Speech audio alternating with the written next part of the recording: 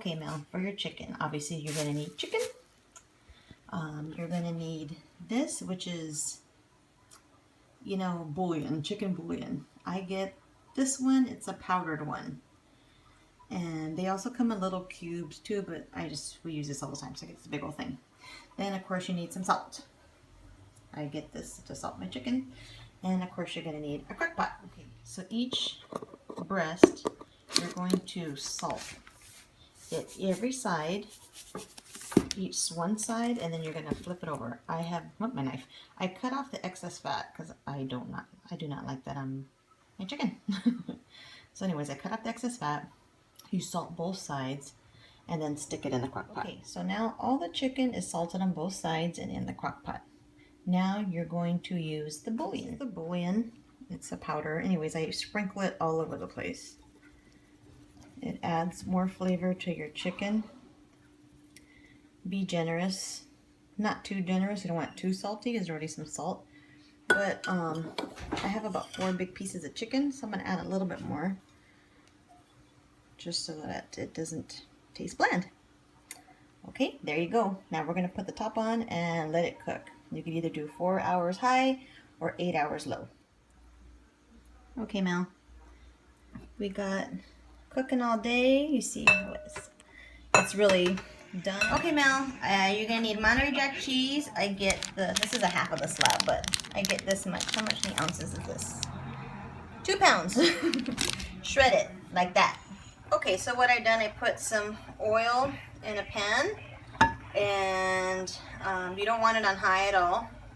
You're going to put it medium low and get it nice and hot, and then you're going to put a tortilla in there. It'll sizzle a little bit.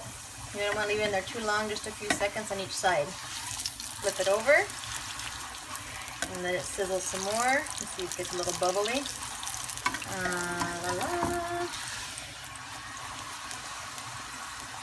Okay, and that's it. I let some of the grease get off, and boom. You need as many as you're gonna make. Good luck. Okay, Melly. So now I have the bag of chilies. They are defrosted. I just usually take it out in the morning and just leave it out room temperature, and they will defrost on their own. I'm going to now peel them, take out the seeds out of the middle, and peel off the outer layer of skin. I'll show you. Okay, so now you're going to take the chili, you're going to tear off this, and then it has this outer layer of skin.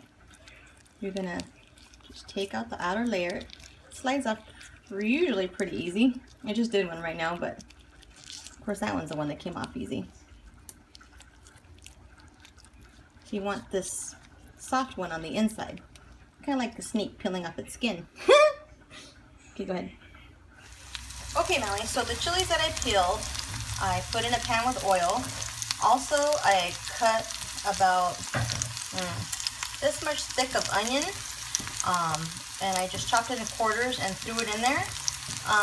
What I want is just to saute it. I want the onions to,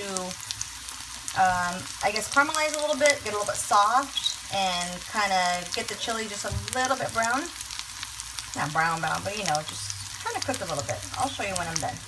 Okay, so this is the green chili I use. Las Palmas green chili enchilada sauce. Salsa para enchiladas verdes. I use 2 cans of this. The size is 1 pound 12 ounce. So 2 of those. Okay, so now I'm going to pour about half of the can in here. Then I'm going to put the chili and onion combo in here.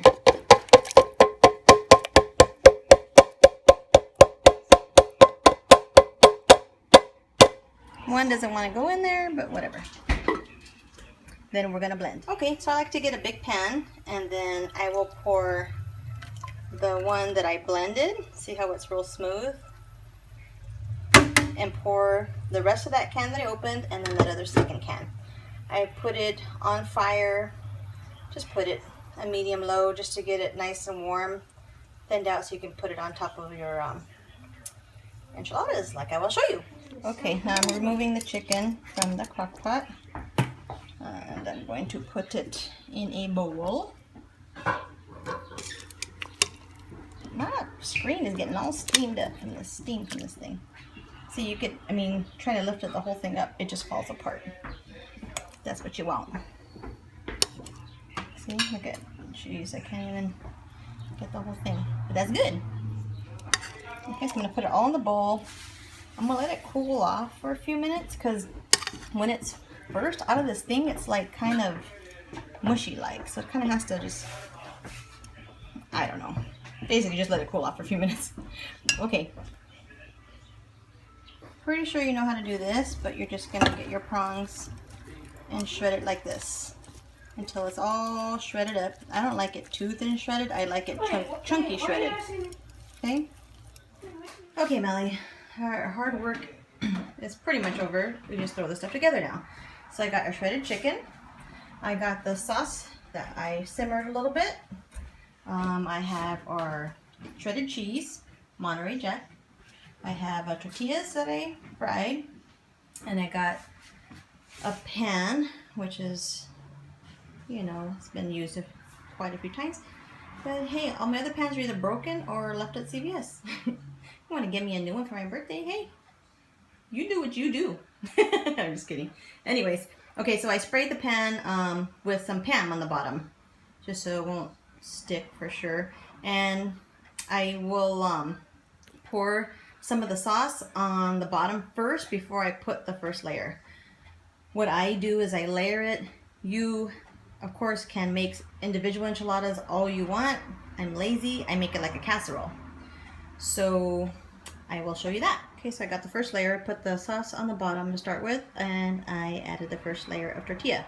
Now I'm going to put chicken and cheese. Okay, so that's what our layer looks like. So I have the tortillas. I noticed there was a couple gaps. This pan is larger than I'm used to using, so I added a couple tortillas in the middle too to cover those gaps. Anyway, so I have the chicken, the cheese, and the green chili. You want to be liberal with the green chili. If you're not, it's going to taste dry. Okay, so I'm just going to keep doing the same thing, repeat layers until I have enough layers. And like I said, if you want to make them the other way where you do the individual enchiladas, you know, obviously you're just going to do that and put the cheese on top of it when you're done and put in the oven.